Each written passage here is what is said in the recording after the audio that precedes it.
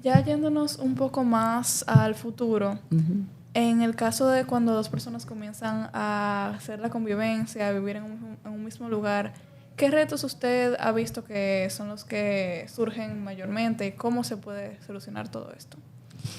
Bueno, ahí hay mucho que pudiéramos decir. Mira, esta es una etapa del ciclo vital de la familia, porque hasta ahora estábamos hablando de la primera etapa, que es buscar pareja, iniciar relaciones, todo eso del cortejo. La segunda etapa, que es esta, donde ya se consolida la relación, sea porque se casen o se vayan a vivir juntos. No tiene que haber un papel legal para que esto Claro, se dan todo tipo de casos. Exacto, y es lo mismo, o sea, para la convivencia. Ahí comienza un proceso de adaptación distinto. Si había adaptación en la primera etapa de ir viendo lo que es importante, cómo nos ponemos de acuerdo, en esta segunda etapa es fundamental la adaptación. Es una etapa donde perdemos un poco de individualidad, pero ganamos pertenencia. Y digo un poco a propósito, o sea, no se trata de que desaparezca uno de los dos para complacer al otro, pero sí se trata de que se tienen que consensuar muchas cosas, tenemos que ponernos de acuerdo, tenemos que pensar en el otro mutuamente. Eso lo que tiene que pasar es que sean los dos, que estén buscando ese equilibrio.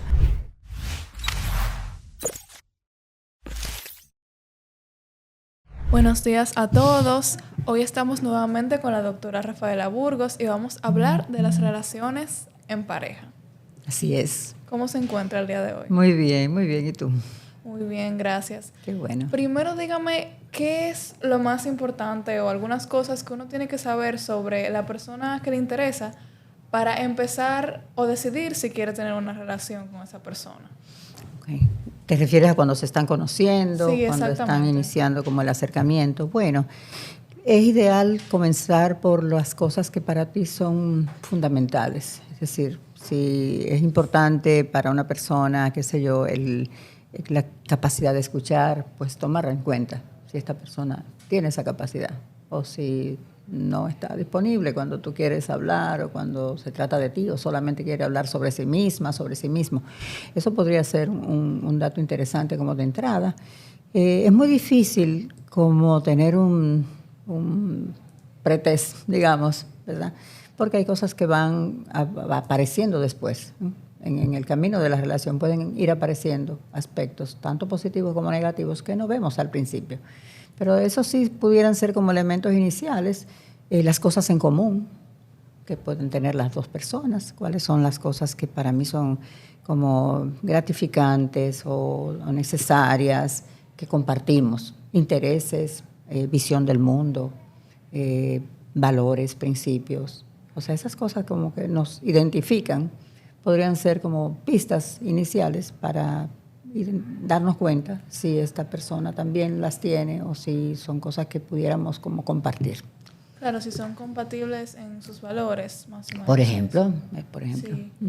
Y en el caso de cuando dos personas tienen una relación y se empieza a tener como problemas con los padres, tipo hay una suegra que piensa que no le conviene esa pareja para su hijo o su hija y le empiezan a poner trabas. ¿Cómo usted piensa que la pareja puede sortear este tipo de conflicto? Yo creo que en un principio no está mal escuchar cuáles son los razonamientos que tienen los padres o los familiares sobre la relación. Escuchar no significa seguirlos, no necesariamente tenemos que, son dos adultos, estamos hablando de adultos, y puede ser que simplemente lo escuchen y no quieran atenderlo, y tienen todo el derecho. Pero escuchar no está mal. Luego está el ver cómo eso, ¿con qué se relaciona esa idea, esa opinión? ¿Se relaciona con prejuicios que hay en mi familia, por ejemplo? Pudiera ser. Entonces ya tendré que ver qué hago con eso. Si en mi familia hay prejuicios del tipo que sea y esto está interfiriendo en la aceptación que tienen de mi pareja o de mi futura pareja, pues yo tendré que ver cómo hago para gestionar eso dentro de mi familia. Tal vez poner los límites necesarios, si entiendo que no es justo, que no es algo que para mí tiene como el mismo valor que para la familia. Ver esto como unas pistas para intentar identificar de dónde vienen, qué hacer con eso, cómo lo puedo usar, en qué medida eso representa también lo que yo pienso o no. Entonces, posicionarme frente a esa situación. Pero la mayor parte de las veces es importante, por ejemplo, que la persona que está teniendo esas reacciones de parte de su familia también pueda negociar con su familia el trato que le dan a la pareja o la potencial pareja, a la persona que está conociendo, si es que ya interactúa con la familia. Una cosa es que no estén de acuerdo, que no lo vean como la pareja ideal para su hijo o su hija, y otra cosa es que haya un maltrato, que haya una falta de respeto. Eso, pues, se tiene que hablar. Claro.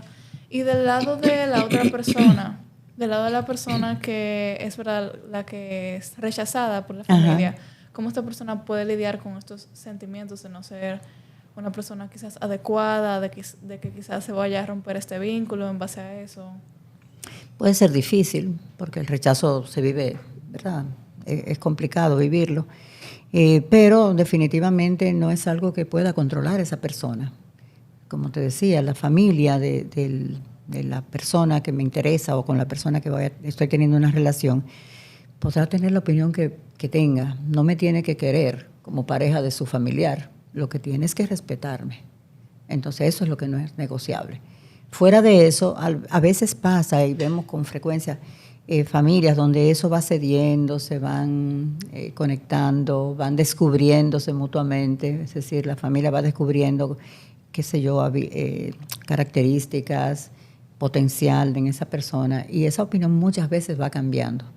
Pero lo que no hay que negociar desde el principio es el respeto, es el trato. Si esta persona está de visita en la casa, pues el trato cortés, el trato respetuoso es fundamental, independientemente de que lo acepten o no, o le acepten como pareja de su familiar. Y luego ver cómo eso va avanzando en el camino, pero es difícil de vivir yo desde esa posición. Sí, me imagino que sí. También, según su experiencia, ¿cuáles son las formas más efectivas de uno lidiar con una falta de comunicación dentro de una relación de pareja?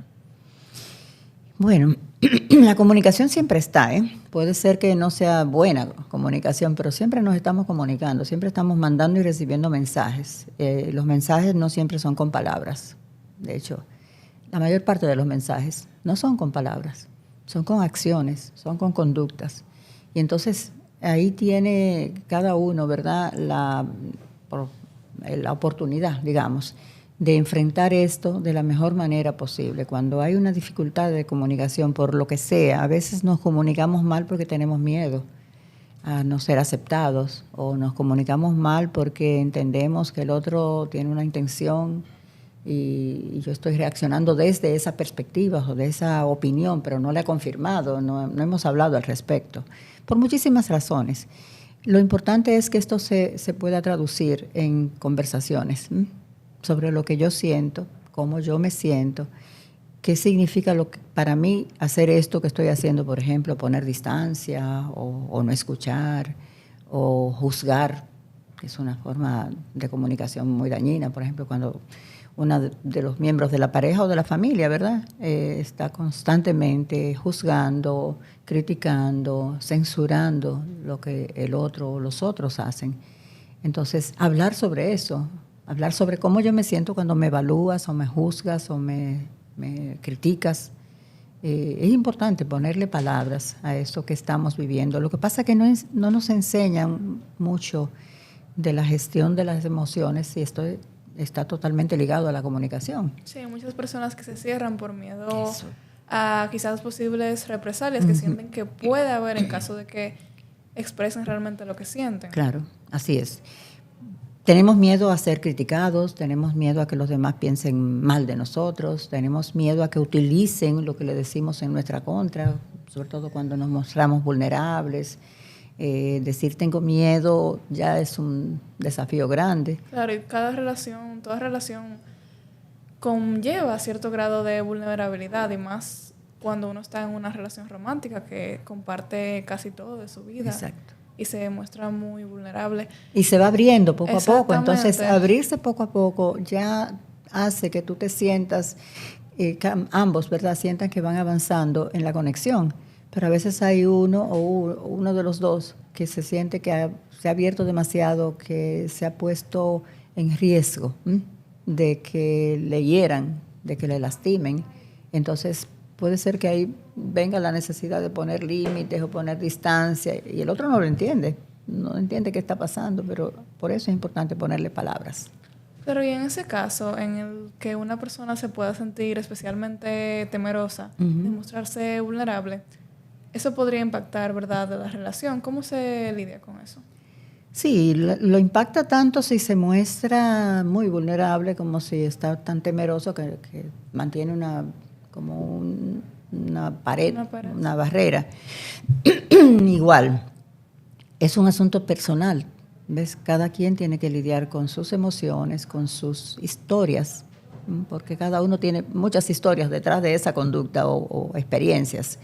Entonces es muy importante que primero veamos qué me está pasando, por qué me siento así.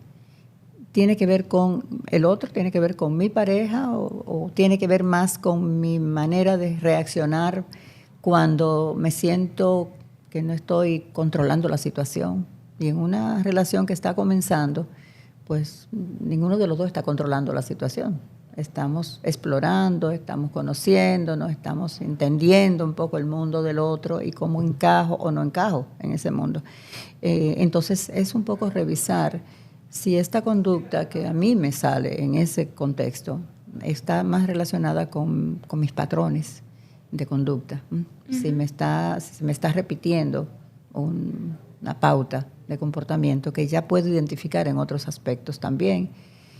Por ejemplo, si yo normalmente soy la persona que tengo que dirigir la situación para sentirme segura, pues a lo mejor me muestro en esta relación muy directiva, muy autoritaria, y no es solamente por lo que esté pasando en ese momento, sino por la carga que traigo y la manera en que yo he aprendido a protegerme, a defenderme o a sentirme segura en un contexto social. Claro. Entonces es un tema para identificarlo, pero también para intentar mejorarlo, trabajarlo. Sí. Eso que usted dice me resulta muy interesante porque yo he conocido muchas personas que piensan que la solución a ciertos temas que tienen, ciertas como carencias quizás, es tener una relación. Sin embargo, según tengo entendido, uno primero tiene que trabajar consigo mismo antes de estar con otra persona. ¿Qué usted opina acerca de todas esas informaciones que pueden pensar la gente? Mira, siempre, antes, durante y después de cualquier relación hay que trabajar con la persona, en primera persona. Ese yo, esa historia personal, esos comportamientos habituales, es importante tener claridad. Y si necesitamos ayuda, buscar ayuda. Sí, eso se refleja mucho cuando una persona termina una relación y comienza otra muy rápidamente, porque siente que no puede estar solo o sola. Siente que su validación personal o su manera de llenar su vida es tener una relación y no da tiempo suficiente entre una ruptura y el inicio de la siguiente relación. Entonces puede pasar que estemos funcionando más desde la dependencia, más desde la búsqueda de gratificación externa que una relación me puede dar, y no desde el crecimiento personal, no desde la reflexión. Entonces es importante poder estar solos y cuestionar o revisar esa introspección, esa mirada hacia adentro. No siempre en función del otro, sino en función de mí. Cómo yo hago eso de una manera saludable, productiva, para mí como persona, no solo para poder estar en una relación. Claro. También se va a reflejar en la manera en que voy a estar en la próxima relación. Pero lo primero es que me sirva a mí como persona para ir avanzando en mi autoconocimiento, en las cosas que necesito ajustar o las cosas de las cuales me tengo que desprender, porque ya no me sirven a lo mejor. Yo he estado defendiéndome mucho porque en mi familia aprendí que así era que se sobrevivía, en mi posición o lo que fuera que... Pero si me defiendo constantemente, estoy blindándome y no puedo darle cabida a otra persona o no me puedo abrir a relaciones, a vínculos más profundos. Entonces, por eso es importante revisarse desde lo personal y desde las cosas que pueden ir apareciendo, que identificamos a veces a partir de una relación, pero que las podemos identificar también en otros contextos. Claro. Y en caso de una persona que pueda llegar a estar dudosa de si está lista o no para una relación, ¿qué usted le recomendaría identificar para saber esto? Yo creo que los mismos elementos de los que venimos hablando, pero si está lista o no implica que a lo mejor tiene que tomarse más tiempo, sobre todo para no hacer daño. Claro, tiene que estar bien seguro. ¿Usted sí, bueno, eso no siempre se está totalmente seguro si no tienes el inicio, si no estás en ese proceso, pero cuando te das cuenta de que te lo estás pensando, que tal vez no es el momento de entrar en una relación, a lo mejor es importante que el otro lo sepa, Okay. que sea más claro el mensaje, porque pudieras dar mensajes confusos y generar expectativas o visiones de la relación que no son las que tienes en tu agenda. O sea, si lo tienes claro, es importante que eso también sea claro en la relación, se pueda conversar. Hablar claramente y no desaparecer solamente, a veces pasa, ¿verdad? Sí, eso es algo de lo que se ha estado hablando mucho más Sí. en la juventud, el fenómeno que se llama ghosting. Así es. De personas que piensan que, o quizás sencillamente en ese momento sienten algo, pero luego se echan para atrás y desaparecen. Y no dicen nada. Claro. En este caso, en la persona que podría ser víctima de algo así, ¿cómo usted le recomienda sobrellevarlo?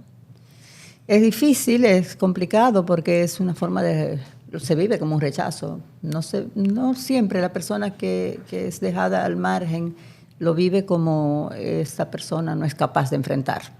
Lo personaliza muchas veces.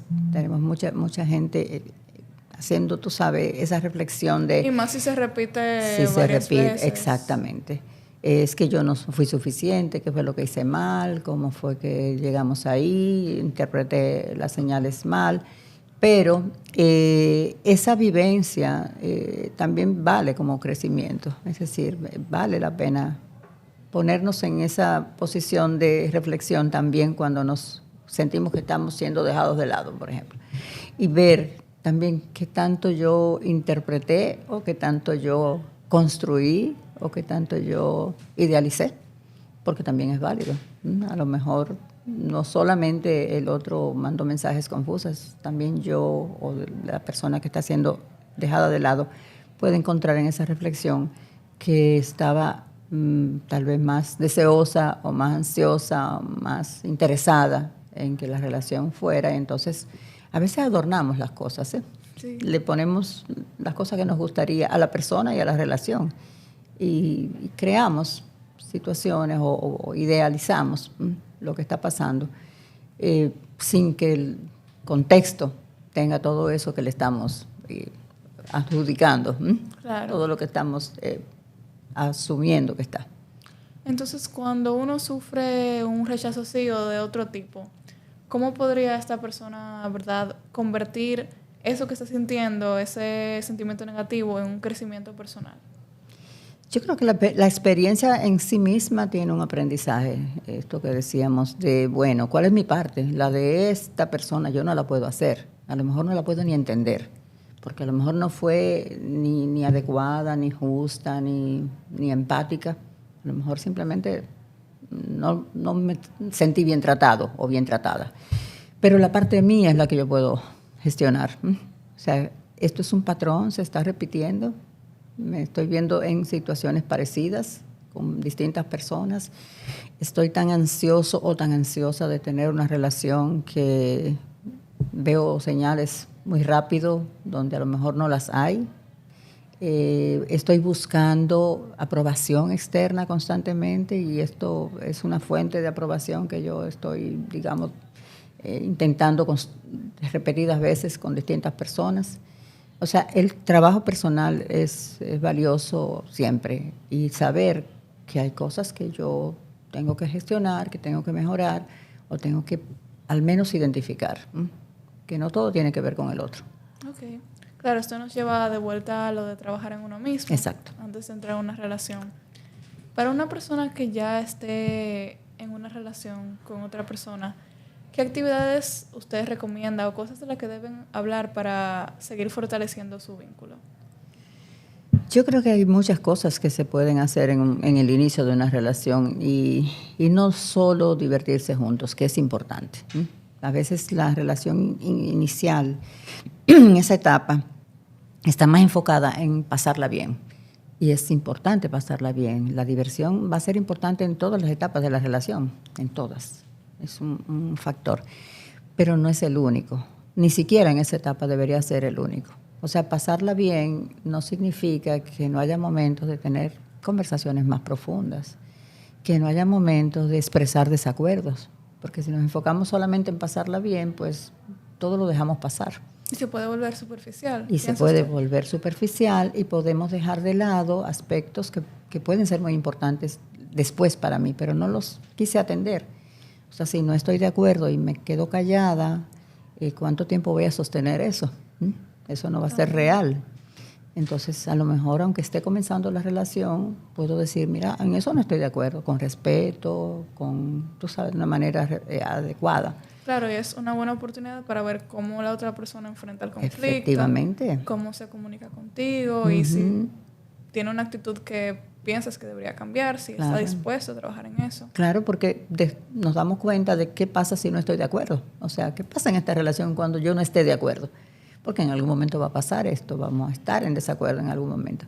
Entonces, no posponer, no idealizar tanto la relación, que nos parezca que solamente se trata de estar felices juntos y reírnos y tomarnos las fotos, que también, tú sabes, esa visión de que una relación buena es una relación que no tiene nunca desacuerdos o que nunca hay conflictos, que no es así. Se trata de cómo se resuelve. Exactamente. Los recursos que tengan los dos y cómo los ponen a funcionar. Sí. Ya yéndonos un poco más al futuro, en el caso de cuando dos personas comienzan a hacer la convivencia, a vivir en un mismo lugar, ¿qué retos usted ha visto que son los que surgen mayormente y cómo se puede solucionar todo esto? Bueno, ahí hay mucho que pudiéramos decir. Mira, esta es una etapa del ciclo vital de la familia, porque hasta ahora estábamos hablando de la primera etapa, que es buscar pareja, iniciar relaciones, todo eso del cortejo. La segunda etapa, que es esta, donde ya se consolida la relación, sea porque se casen o se vayan a vivir juntos. No tiene que haber un papel legal para que esto Claro, se dan todo tipo de casos. Exacto, y es lo mismo, o sea, para la convivencia. Ahí comienza un proceso de adaptación distinto. Si había adaptación en la primera etapa de ir viendo lo que es importante, cómo nos ponemos de acuerdo, en esta segunda etapa es fundamental la adaptación.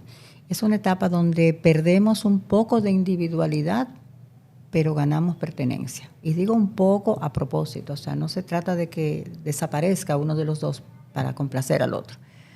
Pero sí se trata de que se tienen que consensuar muchas cosas, tenemos que ponernos de acuerdo, tenemos que pensar en el otro mutuamente. Eso lo que tiene que pasar es que sean los dos, que estén buscando ese equilibrio. Que sea como un equipo. Exacto, todo. Y que veamos en qué podemos ponernos de acuerdo y en qué no nos podemos poner de acuerdo, sin que ninguno de los dos se pierda en la relación, pero también buscando la conexión, ese equilibrio en el punto, ¿verdad?, de balance entre los dos extremos. Y esa es una de las tareas principales en esa etapa. Y no es tan sencillo como pensamos, sí, ponernos de acuerdo y adaptarnos uno al otro. Es que la vida cotidiana te pone retos. Sí, como por ejemplo, he escuchado de personas que ven ciertos hábitos que tienen sus parejas. Exacto. Quizás que les falta algún elemento de su higiene, quizás la organización. Claro. Y cosas simples, que parecen simples, que cuando estamos en la etapa anterior pensamos que eso no tiene ningún valor, que me importa que tire la toalla. Pero cuando vivo con esa persona, eso un día te va a molestar. Sí. Entonces, son a veces cosas muy cotidianas, como decía, y otras más significativas, otras de más peso. Se dan muchos casos de, bueno, ya mucho más ahora, porque antes se adjudicaba todos estos roles solamente a la mujer, pero ahora que se ha pasado como a tener un planteamiento más equilibrado de todo esto, hay muchas mujeres que se quejan de que sus esposos o su pareja con la que conviven sienten que no tienen una carga igualitaria en todas las labores Claro, que no son compartidas las responsabilidades. Claro, en ese caso se pueden dar muchos conflictos. Se pueden y se dan muchos conflictos de cómo vamos a gestionar la casa, el hogar, las responsabilidades, la economía, los proyectos. Todo eso surge ahí. ¿Qué proyectos tenemos? A lo mejor no estamos de acuerdo en los proyectos. A lo mejor uno de los dos dice, bueno, mi proyecto es que yo quiero avanzar profesionalmente y eso significa que tengo menos tiempo para compartir. A lo mejor el otro no estaba consciente de eso y no está tan de acuerdo en que le dejen más carga de la que ya tenía. Proyecto de tener hijos, por ejemplo, si ambos están de acuerdo en tenerlos y cómo se lo plantean. ¿Usted considera que eso se tiene que hablar al principio? Bueno, se tiene que ir hablando. Ojalá en la etapa anterior. Sí. Se tiene que ir hablando porque a lo mejor tú inviertes en una relación que uno de tus metas principales no se va a cumplir y no lo sabes. Entonces se tiene que ir hablando. Es importante que lo vayan. Por eso decía que no es solo pasarla bien y reírnos juntos, es también entrar en algunos temas que a lo mejor no son tan cómodos y que van a generar un momento a lo mejor difícil, pero vale la pena. Entonces, en esta segunda etapa, esos planes y proyectos que eran individuales, que cada uno viene con su agendita, ¿verdad? Inconsciente de las cosas que yo quiero que se cumplan cuando yo tenga pareja o cuando yo me case. Y esto es individual, pero esto tiene que ir al consenso, esto tiene que compartirse. Si claro, uno de los dos tiene la meta en su vida de, qué sé yo, comprar una casa, para el otro eso no es una meta importante, sino viajar. ¿Cuáles son las cosas que vamos a negociar? ¿En qué punto medio nos colocamos? Porque ahora es compartida ese camino, esa trayectoria. Eso es todo adaptación. Y esa adaptación desde lo básico cotidiano hasta los procesos, como veíamos, de futuro, a los planes, a las cosas que para cada uno van a ser como parte de su visión de desarrollo, que ahora incluye a otra persona. Esa es una visión de desarrollo que tiene que ser ahora a dúo, aunque sigue habiendo aspectos individuales que tienen que ser tomados en cuenta. O sea, no es que, insistimos, no es que se pierda una persona en la otra. Pero uno tiene que trabajar en conjunto, pero también individual, claro, que sigue siendo parte de ese conjunto. Claro. Y ese planteamiento que tú haces justamente me lleva a lo social. ¿Cómo se maneja la parte social con los grupos de amigos? También. O sea, ¿qué significa si uno de los dos pierde contacto con su contexto social porque se sumerge en el grupo del otro? O solamente hace lo que le gusta al otro. Entonces, todo eso hay que verlo porque necesita equilibrio la relación, necesita un balance. Necesita invertirse en lo individual y en lo común. Y eso que usted me dice me hace pensar que hay personas que sienten o piensan, tienen la concepción de que uno tiene que entregarse 100% a su pareja, hacer todo con su pareja, pero también se tiene que cuidar los otros grupos sociales que uno tiene, sus amistades, incluso su familia, todas esas cosas que hace que una persona se sienta más plena, que tenga una vida independiente. Así es, que siga siendo ella o él. Exactamente, porque al final ese equipo que tú vas a conformar, tú tienes que ser un engranaje completo para estar junto con otro engranaje, así no que se corten por la mitad y se peguen. Así es, que no somos la mitad de nadie, ni media naranja ni nada, enteros. Y eso implica eso, seguir invirtiendo. Si cada uno tenía su grupo de amigos, porque hay que dejar de salir con los amigos. Eso no debería ser un problema para la relación. Siempre, ¿verdad?, que eso respete la relación. O sea, es en un marco de que ya tengo una relación. Por eso decíamos, primero perdemos un poco de individualidad. O sea, si de soltera o de soltero yo hacía no sé qué cosas, pues habrá cosas que ya no apliquen. Yo tengo una pareja. Al final... Y necesito respetar esa relación. Pero eso no significa que me tengo que inhibir de ser una persona sociable, de juntarme con mis amigas, con mis amigos, de tener intereses, de tener, qué sé yo, hobbies que antes tenía. No hay que dejar de ser persona. Todo lo contrario, de esa persona fue que el otro se enamoró. Claro. Y también ¿verdad? En ese tema hay personas que dicen, no, porque mi pareja no puede tener amigos del sexo opuesto, o no puede salir con tal persona porque no me cae bien. ¿Qué usted siente que debería suceder en este caso? ¿Cómo se debería tratar? Primero que nadie tiene derecho a decirle aquí al otro qué puede hacer y qué no puede hacer. Eso no se da, o sea, no debería darse en el contexto de una relación de pareja, porque debe haber una relación horizontal. Horizontal significa que ninguno de los dos está a cargo, ni es el que manda, ni dirige, ni está educando al otro. Yo puedo tal vez negociar cosas que me gustan más o me gustan menos de lo que tú haces, y podemos ver si tú puedes hacer algún ajuste, si quieres y si puedes. No tienes que hacerlo por obligación. Pero yéndonos a lo concreto que tú mencionabas, si salir con amigos y con amigas, eso no debería tener no debería ser un problema, porque igual esta persona está eligiendo tener una pareja. Entonces asumimos que está enamorado, que quiere que esta pareja prospere, que no es algo que está haciendo por otros motivos, sino porque lo desea. Con lo cual, no debería ser un problema que mantenga sus relaciones de amistad. Ya habrá que ver si hay personas específicas con las que el otro se siente más cómodo o menos cómodo para conversarlo, no para dirigirlo, no para imponerlo, pero para conversarlo. Sí es válido. Si no me siento tan cómodo con la manera en que se tratan, te tratas con fulano o con fulana, o los mensajes que compartes, o qué sé yo. Eso se habla, porque si no se habla se queda acumulado. También. Y va a salir peor. Entonces hablarlo, pero sabiendo que en marco de respeto son dos adultos. Incluso cuando no se habla, se pueden tomar medidas que hacen las personas, como por ejemplo revisar el celular, Sí. espiar a sus espaldas, y eso hace mucho más daño a la relación que sencillamente comunicar lo que uno está sintiendo. Definitivamente, ya eso pasa la línea del control, del respeto, de incluso violencia psicológica. No corresponde para nada. O sea, el respeto no se puede negociar. No importa si estamos casados o estamos de novios o en la etapa que sea, el respeto es innegociable. El otro es un adulto, una persona que está actuando, y si algunas de sus actuaciones no me gustan, no me hacen sentir cómodo, lo hablamos y podemos ver si llegamos a un punto donde yo me sienta menos incómoda o donde se ajusten algunas de las cosas que me están molestando en aras a que esto se mejore. Sí, sí. Volviendo al tema, la primera pregunta, yo imagino que esa es una de las cosas que uno tiene que tomar en cuenta antes de entrar a una relación, el respeto, ese tipo de valores compartidos.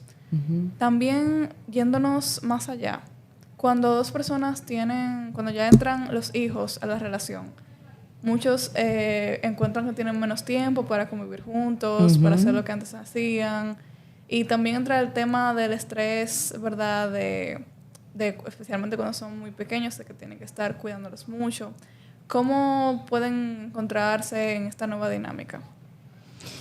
Sí, bueno, esa es otra de las etapas. Estamos hablando ya de la tercera etapa en este ciclo vital, y es importante esto porque se puede perder la relación y se puede perder la individualidad si no estamos atentos. Y es muy complicado porque los niños demandan mucho y necesitan atención básicamente todo el tiempo. Entonces, Sí. cuando llega un bebé, lo primero es cuidar al bebé. Eso es así.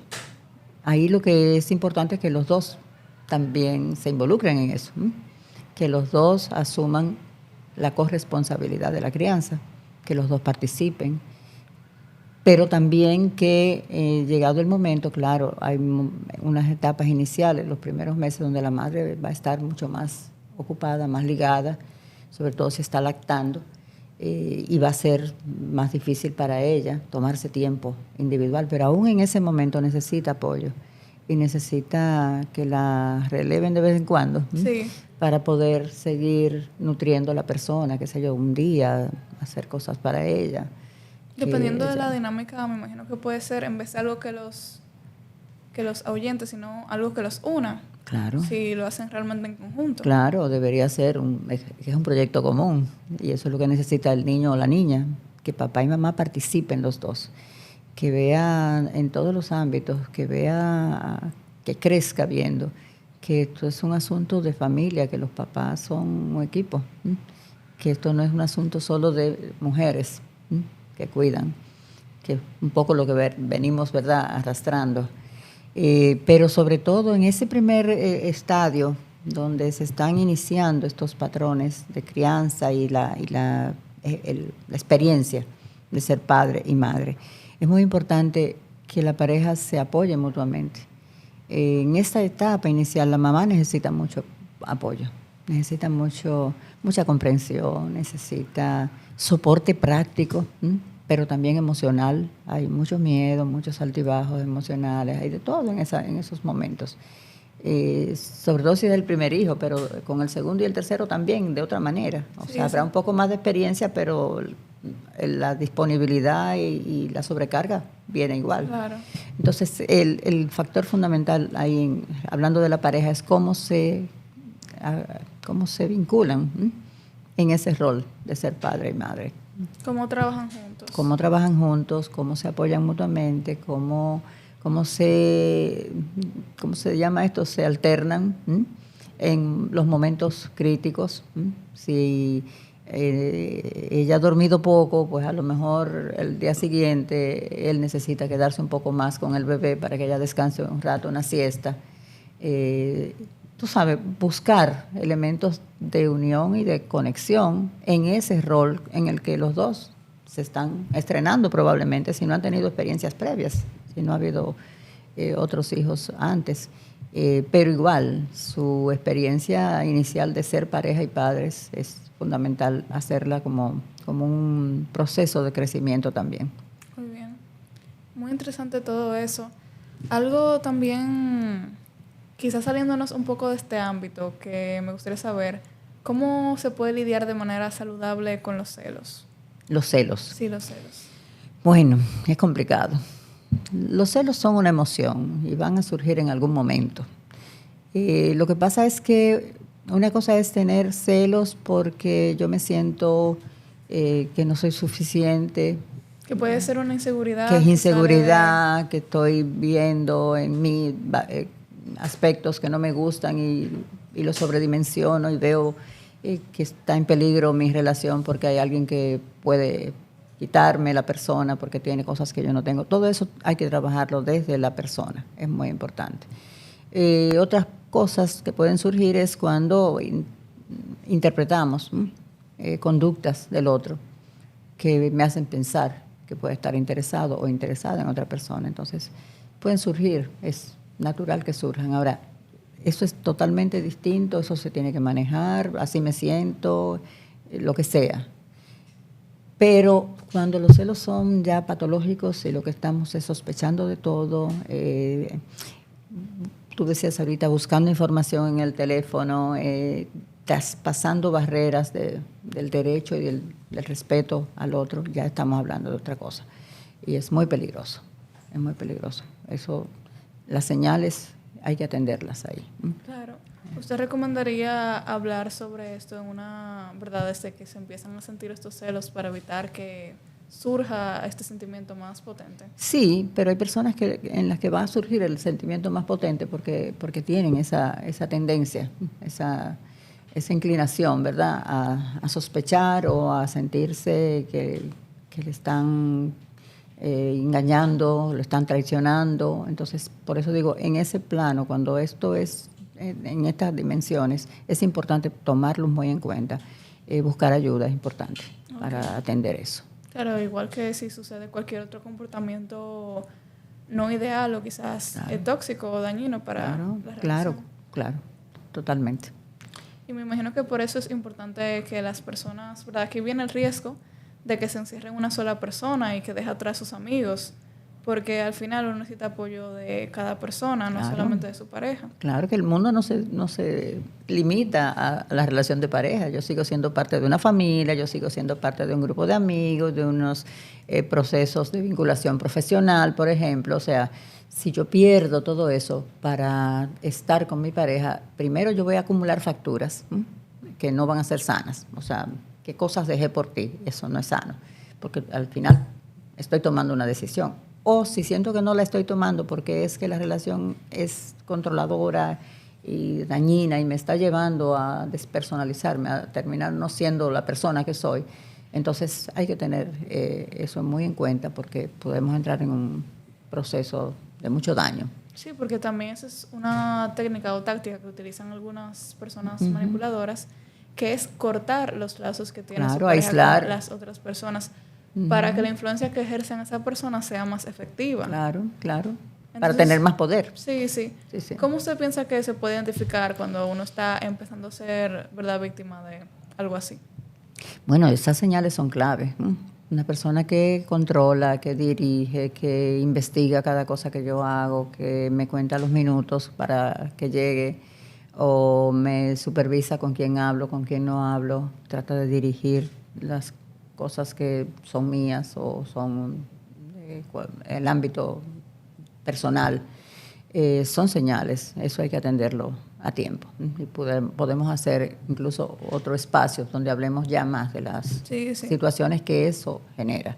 Pero de entrada, identificar esos indicadores es muy importante. El que te hace 15 llamadas en una hora no es que te quiere mucho, es que te está controlando. Tiene que basarse en una confianza. Sí, y en una relación sana, unos vínculos sanos. Cuando uno está dominando al otro, supervisando al otro, constantemente vigilando al otro, eso no es sano en ningún aspecto. O sea, no. Claro. Y volviendo un poquito atrás, usted decía que al empezar la convivencia se puede perder un poco, pero que, o sea, es como se pierde algo, pero se gana algo. Claro. ¿Qué son las cosas que uno gana al uno entrar en esta etapa? Bueno, uno gana ser parte de esta relación que yo estoy eligiendo. O sea, si yo decido estar en pareja, decido tomar en cuenta a esa persona en mi vida, en algún nivel. O sea, no en todos, como hemos dicho, pero tiene que entrar a formar parte de mi vida. Yo tengo que contar con esa persona, yo tengo que compartir con esa persona, pero no solo quiero hacerlo. Se supone que estoy relacionándome porque quiero relacionarme o quiero entrar en este vínculo. Entonces eso se gana cohesión, se gana participación en la vida mutua, o sea, cada uno es parte de aspectos importantes en la vida del otro, pero no en todos. El punto aquí siempre va a ser el equilibrio, ¿ves? Okay. Eso lo hacemos gráficamente muchas veces para que las parejas vean que hay una parte individual que hay que preservar, pero hay una parte de pareja que hay que fortalecer, que hay que nutrir, que hay que hacer crecer, y eso es un trabajo de los dos. Hacer crecer eso es un trabajo común. Si solamente uno está, ¿cómo se llama esto? Aportando, invirtiendo, no va bien. No, claro. Necesita que los dos estén disponibles para hacer que ese vínculo se fortalezca. Pero eso no es, o sea, eso no debe ir en contra de los aspectos individuales.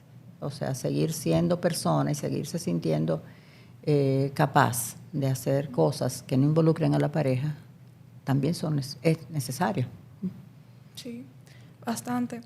Y cuando usted dice que se tiene que trabajar, ¿verdad?, constantemente, ¿qué usted diría que podría suceder o sobrellevar una pareja que ha tenido un periodo de tiempo, quizás un año, quizás menos, quizás más, en el que ya no se siente, ¿verdad?, no se siente como antes porque se ha dejado trabajar en la relación? ¿Piensa que tiene una salida o que ya, cómo se resolvería eso? Yo creo que siempre se puede revisar, siempre que la relación tenga, digamos, estos vínculos sanos de base. O sea, pero si se entró en una dinámica donde uno de los dos está dominándolo todo, eso requiere un cambio fundamental, un cambio más profundo. O sea, esta persona a lo mejor pues serán sus patrones y a lo mejor va a ser más complicado cambiarlos. No es que no se pueda, o sea, se tiene que intentar, se debería intentar. Pero también hay que ver que es una dinámica que ya se ha instalado ahí, a lo mejor sin cuestionarla, sin revisarla durante muchísimo tiempo. Entonces ahí el trabajo mayor es con la persona que está siendo vulnerada en sus derechos, la persona que está siendo más dócil, más sumisa, más complaciente, con más temor de incomodar al otro, que está haciendo todo lo que el otro quiere para no generar conflictos. Entonces, ahí hay que hacer un trabajo ya básicamente con la seguridad de esta persona, con la autoestima, con la capacidad para poner límites, que es algo fundamental en todas las relaciones. En algunas parejas, después de un tiempo, en estas dinámicas de poder, se ha perdido esos límites necesarios. Entonces, hay que restablecerlo. El trabajo tiene que ser, tú sabes, digamos, dependiendo del caso. Cada caso va a tener unas implicaciones distintas. Y en una situación quizás más como de que se ha perdido la conexión, la chispa, como lo pueden decir, ¿usted piensa que hay como maneras de trabajar eso o depende de si lo quieren ya terminar la relación? Si quieren intentarlo, si están dispuestos a intentarlo y hay sentimientos y se quieren, o sea, quererse es fundamental, o sea, si no se quieren o uno de los dos ya no quiere, ya es más complicado y no sé si hay oportunidad.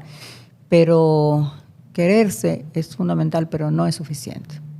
Okay. ¿Ves? O sea, lo primero en una pareja es que haya sentimientos, que se amen.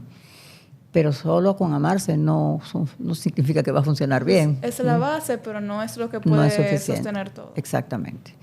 Entonces, fundamental eso. Pero fuera de ahí, si se asume que hay sentimientos, entonces sí se tienen que buscar o se deberían buscar elementos de cohesión. ¿Qué cosa los une todavía? ¿Qué cosas les interesa a los dos que han dejado de hacer? ¿Qué cosas son importantes para uno que el otro no acepta, pero que necesitan renegociar? O sea, el generar esa motivación, ese interés en la relación es trabajo de los dos. No se trata solamente de, qué sé yo, vamos a ser más creativos en el sexo. Puede ser importante si hay una situación que impacte lo sexual.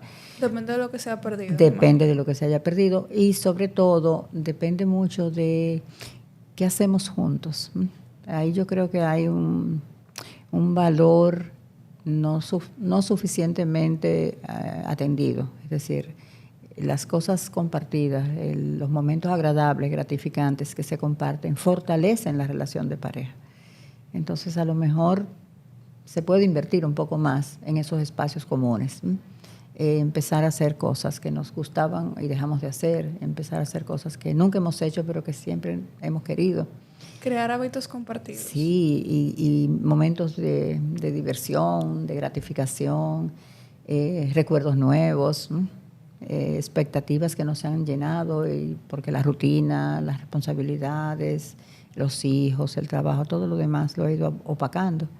Entonces ahí se puede invertir en como revitalizar un poco esto, pero no solamente como un proceso de salvamento de la relación, sino para mejorar la relación y mantenerla en mejor estado. O sea, no es vamos a hacerlo ahora porque estamos mal, sino vamos a hacerlo porque nos lo merecemos y como pareja eso nos va a servir. Entonces, a lo mejor son hábitos que hay que instalar. Por ejemplo, salidas juntos, salidas solos. Muchas parejas dicen, bueno, lo hacemos todo con los niños. Y eso parece como que es mejor, pero no es mejor. Tiene que haber ambos espacios, ambos momentos. Eso es. Un equilibrio en todo. El espacio de pareja tiene que ser defendido. Y que sean momentos de verdad dedicados a la pareja, de verdad para pasarla bien juntos, para disfrutar, para reírnos, para, no sé, un poco de espontaneidad, digamos. Eso es importante. Sí. Bueno, eso último me parece que ha sido un cierre perfecto. Gracias a usted por estar con nosotros y toda la información que nos ha compartido. Muchísimas gracias a ustedes.